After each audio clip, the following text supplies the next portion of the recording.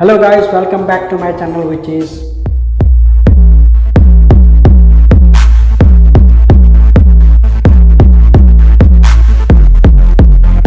के छ आजको हाल खबर सबैलाई ठिकै होइन। आज चाहिँ आइयो अर्को भिडियोमा र आजको भिडियो हुन्छ खतरनाक छ, इन्टरटेनमेन्ट छ, नलेजेबल छ अनि धेरै कुरा सिक्न मिल्छ। यो भिडियो आज मैले लिएर आएको छु होइन।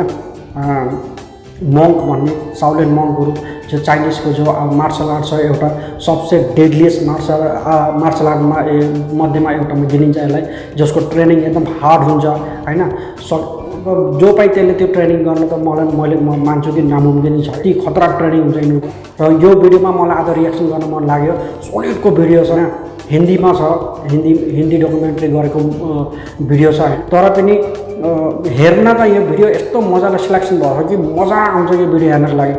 साउलेन मङ्क भनेको यिनको ट्रेनिङ हुन्छ भने नि यिनको जस्तो खालको ट्रेनिङ हुन्छ, हतपत्त सबैले चाहिँ यो ट्रेनिङ गर्न सक्दैन।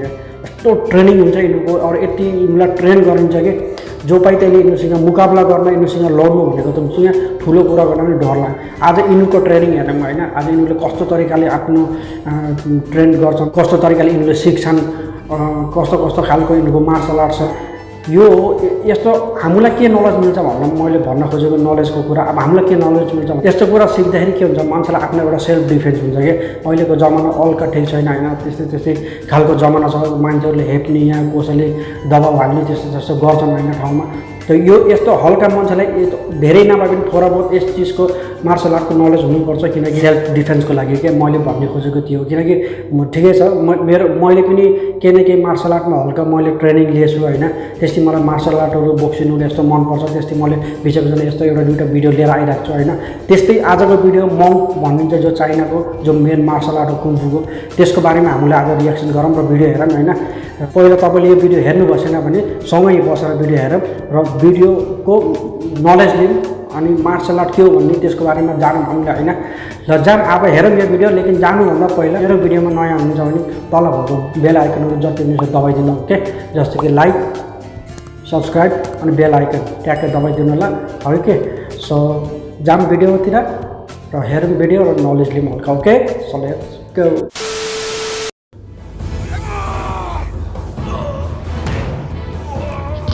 माको छोरो कत्रो ठुलो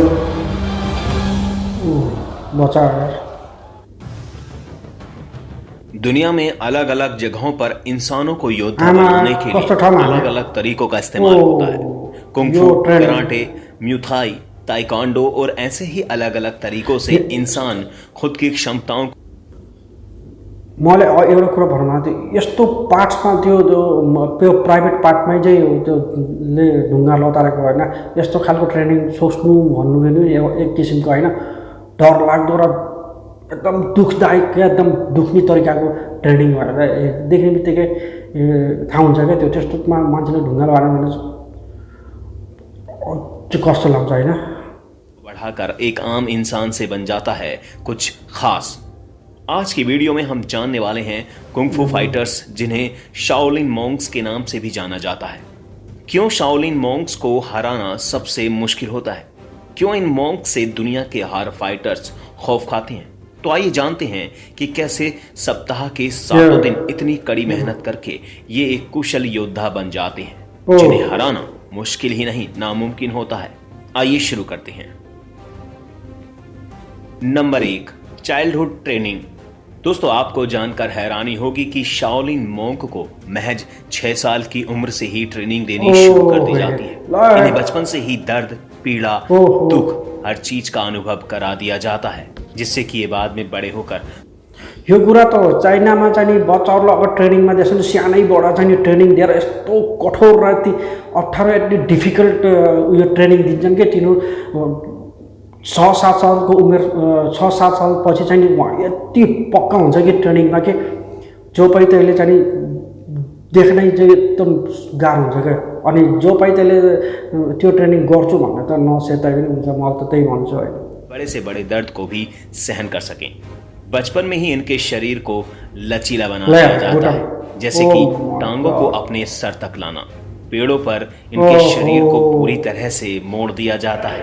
दोनों पैरों को पीछे से मोड़कर पेड़ पर लटकने में तो इन बच्चों की हालत खराब हो ही जाती होगी, क्योंकि बिना किसी दिक्कत के ऐसा कर पाना लगभग नामुमकिन ही होगा। लेकिन कुछ इसी तरह से ही हिरो को तरासा जाता। यो कुरा त ठिकै होइन, उसले हिरोको तर्साछ भने, लेकिन बच्चालाई यस्तो खालको ट्रेनिङ भनेको त ढुङ्गै बनाउनु हो क्या, एउटा बच्चालाई ढुङ्गा बनाउनु त ट्रेनिङ बच्चाहरूको यार। अहिलेदेखिबाट मैले यो भिडियो पहिला कहिले पनि हेरेको थिएन होइन, मैले अहिले चाहिँ तपाईँको अगाडि चाहिँ मैले हेर्ने पनि डाउनलोड अनि रेकर्डिङ गर्ने गर्छु, तर यो भिडियो हेरेको छैन। लेकिन सोलिड तरिकाको ट्रेनिङ त्यत्रो सानो बच्चाहरूलाई भनेको त माइन्ड ब्लोइङ हो यार, बच्चाहरू पनि खतरा ही हो। इस पोजीशन में इन बच्चों को कई मिनटों तक भी रहना पड़ सकता है। इन बच्चों की मेहनत के लिए एक लाइक तो बनता है, क्योंकि मैं और आप तो इनकी उम्र में खेल के अलावा कुछ भी नहीं जानते थे। Number 2, making strong private part. आप ये बात जानकर हैरान हो जाएंगे कि मोंक सबसे महान योद्धा बनने के लिए अपने पूरे शरीर के किसी भी हिस्से को कमजोर नहीं रहने देते, जिससे सामने वाले दुश्मन को एक भी मौका ना मिले मोंक्स को हराने का। इसलिए मोंक अपने प्राइवेट पार्ट को भी इतना मजबूत बना लेते हैं कि अगर उनके प्राइवेट पार्ट पर बड़े से बड़े ठोस पत्थर या मजबूत से मजबूत लाठी भी मारी जाए तो मोंक्स के प्राइवेट पार्ट पर थोड़ा सा भी असर नहीं होगा।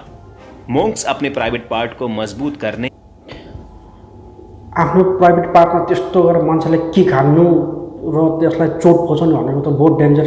मैले त भन्छु केटाहरू ट्रेनिङ गर, तर यस्तो खालको घर ट्राई या कोही पनि ट्राई नगर्नु है। दिस इज भेरी डेन्जरस फर है, यो कोही ट्राई नगर्नु होला। यस्तो यो एउटा प्रोफेसनल मान्छेले चाहिँ यस्तो गरे हुन्छ होइन, नर्मल मान्छेले यस्तो ट्राई नगर्नु यार, म त त्यही भन्छु। बहुत डेन्जर ट्रेनिङ हो यो। लिए शुरू में ही अपने प्राइवेट पार्ट पर हल्की हल्की चोट करना शुरू कर देते हैं, फिर इसके बाद ज्यादा जोर से प्राइवेट पार्ट पर ईंटें मारने का अभ्यास करते हैं। जब मोंक का प्राइवेट पार्ट मजबूत हो जाता है तो उसके बाद मोंक अपने प्राइवेट पार्ट को लोहा लाट बनाने के लिए एक मोटी मजबूत बल्ली अपने प्राइवेट पार्ट पर बजवाते हैं, और इसी कड़ी मेहनत से बनता है एक अपराजित monk. Number 3, making strong all body. Monks अपने दिमाग में सिर्फ एक ही बात रखकर ट्रेनिंग करते हैं कि उन्हें अपने पूरे शरीर का एक भी हिस्सा कमजोर नहीं रहने देना है, जिससे कि दुश्मन मोंक को किसी भी हालत में ना हरा सके। इसलिए मोंक्स अपने शरीर की हर एक मसल्स को स्ट्रॉन्ग करने के लिए शरीर के हर एक हिस्से पर लाठी बजवाते हैं। मोंक्स अपने शरीर पर इतनी लाठी बजवाते हैं कि मोंक्स का शरीर एक पत्थर जैसा हो जाता है। इस ट्रेनिंग में मोंक्स के सभी नाजुक हिस्सों को लोहे के जैसा मजबूत कर दिया जाता है। गला, उंगली और सर जैसे सभी नाजुक हिस्सों को मजबूत किया जाता है। ट्रेनिंग के दौरान गले को किसी टहनी पर मार मार कर इतना मजबूत कर दिया जाता है कि अगर कोई व्यक्ति गले के ऊपर मजबूत से मजबूत लाठी घाँटीमा भनेपछि घाँटी त्यस्तो शक्ति हुन्छ र भने मैले त्यो मार्सल आर्टमा घाँटीसम्मको अब त्यति हार्ड ट्रेनिङ भइरहेछ। यहाँ चाहिँ यतिखेर लाग्ने बित्तिकै मजाले 10 दिनसम्म पानी खाने पनि नहोला उहाँहरूको ट्रेनिङ। यो रियल मेनहरू त यहाँबाट पैदा हुन्छ क्या। 6 सालको उमेरबाट ट्रेनिङ भनेपछि यति बुढोसम्म भनेपछि त यिनीहरूसँग मान्छे अगाडि आउनु डराउँछन् क्या। रियली बहुत हार्ड ट्रेनिङ हो यार। मारता है तो लाठी भी टूट जाती है। दोस्तों, कुंग-फू में उंगलियों का भी अच्छा खासा इस्तेमाल किया जाता है। उंगलियों को मजबूत करने के खतरनाक तरीके से आप देखेंगे तो आपकी हालत खराब हो जाएगी। इन उंगलियों को 2 बजनी रोल्स के बीच रखकर इन पर अच्छा खासा प्रेशर डाला जाता है, जिस वजह से दर्द तो होता है लेकिन तैयार होता है एक परिपूर्ण शाओलिन मोंक। इन मजबूत फिंगर्स के जरिए ये मोंक्स पेड़ के सख्त तने में भी छेद बना सकते हैं। Number 4, meditation. किसी भी कठिन समय में हमें जरूरत होती है दिमाग को शांत करने की। अगर कोई इंसान एक जबरदस्त फाइटर है लेकिन मुश्किल समय में वो अपनी भावनाओं पर काबू ना रखकर खुद का संयम खो देता है तो उसकी हार पक्की है। इसी का सामना करने के लिए मोंक मेडिटेशन का इस्तेमाल करते हैं। इससे वो मुश्किल समय में भी खुद को शांत रख पाते हैं और तो और उनकी फोकस करने की शक्ति बढ़ जाती है। वो किसी भी तरह के दर्द को इग्नोर करने के काबिल बन जाते हैं। Number 5, skill improvement.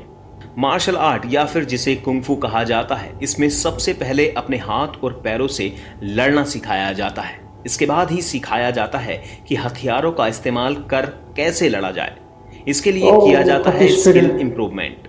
पैरों को मजबूत बनाने और क्षमता बढ़ाने के लिए 2 पिलर्स पर बैठे स्थिति में खड़ा होना पड़ता है। इतना ही नहीं, हाथों में दी जाती है पानी से भरी 2 बाल्टियां। कभी कभी शरीर का संतुलन बनाए रखने के लिए हाथों और सिर पर रखे जाते हैं कटोरे, जिन्हें गिराना नहीं होता। यदि आप एक गलती कर देंगे तो आपको मिलेगी कठोर सजा। सबसे कठिन काम होता है हथियारों का इस्तेमाल कर लड़ाई सीखना, क्योंकि हथियार इतने घातक हो सकते हैं कि आपको अच्छा खासा जख्मी कर दें। इसलिए यहाँ असफलताओं को जगह नहीं मिलती। Number 6, exam. हर किसी चीज को नापने का जैसे पैमाना होता है, ठीक वैसे ही इंसान की काबिलियत को परखने के लिए ली जाती है उसकी परीक्षा। स्कूल और कॉलेज में जैसे अलग अलग विद्यार्थियों को फेल होने के बाद 6 महीने या 1 साल के बाद यो कुरा त सही हो। चाइनामा कुनै पनि चिजको अब मेन एक्जामिनेसन लिन्छन् होइन मान्छेहरूले, तर यो होइन यो कम्फूको चाहिँ नि यो मार्सल आर्टको चाहिँ नि यसमा चाहिँ नि पता नहीं 2 साल या 3 सालको यिनीहरूले पछि एक्जामिनेसन लेख्छ। त्यो एक्जाममा पास गर्न नामुमकिन भन्दा नि नामुमकिन हो भन्छन् के। बहुत डेन्जर थियो यो गेम यस्तो खालको गेम देने का मौका मिलता है। वैसे ही शाओलिन टेम्पल के बूट कैंप में 3 साल के बाद ही मौका मिलता है। यही वजह है कि ये मॉन्क्स इतनी कड़ी मेहनत करती हैं। शाओलिन मॉन्क का खिताब पाना इतना आसान भी नहीं, इसलिए पास होने वाले विद्यार्थियों की गिनती बेहद ही कम होती है। इन सब से गुजरने के बाद आप बन जाते हैं अपराजित शाओलिन मॉन्क, जिन्हें हराने का सपना दुनिया का हर योद्धा देखता है।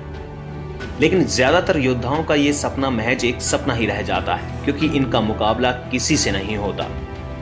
दोस्तों, इन मॉन्क्स की मेहनत को, इनके जज्बे को और इनके हौसले को लाइक करें, शेयर करें, और ऐसे ही और वीडियोस के लिए आप हमारे चैनल को सब्सक्राइब जरूर कर लें। खतरा ट्रेनिङ यार, मलाई त डेन्जरै लाग्यो ट्रेनिङ। यस्तो खालको ट्रेनिङ त हाम्रोलाई त नमुमकिन छ गर्नलाई। सानो 6 सालदेखिबाट यस्तो ट्रेनिङ गर्नु र मान्छे बुढो हुनेसम्म त यिनीहरूले गर्छन् कि यस्तो खालको मार्सल आर्टको प्र्याक्टिस गरिराख्छन्। यिनीहरू जिन्दगीभरसम्म यो असर गर्छ। तिनीहरूसँग गएर भिड्नु भनेको जस्तो उहाँ मतलब सामै उस्तै पऱ्यो, मान्छेहरूले 10 चोटि सोच्नुपर्छ उहाँसँग भिड्नुको लागि। यस्तो खालको मान्छेहरूसँग कोही भिड्नु सक्छ? नामुमकिन। अनि दोस्रो के हो भने मान्छेलाई मार्सल आर्ट सिक्नुपर्छ। आम मान्छेलाई पनि, जस्तो कि हामी जस्तो मान्छे, तपाईँ जस्तो मान्छे हुन्छन् जो पनि, तिमीलाई मार्सल आर्टको हल्का नलेज हुनुपर्छ। किनकि आफ्नो सेल्फ डिफेन्सको लागि, किन अहिले कुनै पनि स्थितिमा मान्छे घिर्न जान सक्छ। चोर, डाका, फटा यस्ता मान्छेहरू धेरै छन् होइन संसारमा। त्यस्तो स्थितिमा फस्न सकिन्छ। त्यस्तै मान्छेले मार्सल आर्टको हल्का ट्रेनिङ मान्छेसँग हुनुपर्छ आफ्नो सेल्फ डिफेन्सको लागि होइन। तर यो त अति नै भयो, यति त मान्छेले हामीले गर्न सकिन्न होइन। तर एक किसिमको नलेज हुनुपर्छ। मार्सल आर्ट भनेको एउटा यस्तो चिज होइन जसले चाहिँ नलेज पनि दिन्छ एउटा मान्छेलाई होइन। यिनी मान्छेहरू यस्तो खालको हुन्छ नि, कसैसँग एकदम बढी कुरा गर्दैन, कसैसँग फाल्तु कुरा गर्दैन, धेरै कुरा गर्दैनन् क्या यिनीहरूले जो टाइम, जुन मतलबको कुरो हुन्छ, जुन चाहिने कुरो हुन्छ तिनीहरू गर्छ। यिनीहरूको त्यस्तो बानी हुन्छ, मैले देखेको अनुसार त्यस्तो हुन्छ भन्नु पर्यो होइन। यो भिडियो हेरेर कस्तो लाग्यो तपाईँलाई? अगर यो भिडियो तपाईँलाई मन पर्यो भनेपछि मेरो भिडियोमा लाइक त आउनै पर्ने हुन्छ। अगर यो भिडियो तपाईँलाई मन पर्यो भने प्लिज मेरो भिडियोमा लाइक गरिदिनु होला, कमेन्ट जरुर गरिदिनु होला, र भिडियोमा नयाँ हुन्छ भने लाइक र सब्सक्राइब र सेयर गरिदिनु होला मेरो भिडियोहरूमा होइन। सुरक्षित बस्नु होला। फेरि अर्को भिडियोमा छिटो भेटौँ म तपाईँहरूकोसम्म। जय नेपाल।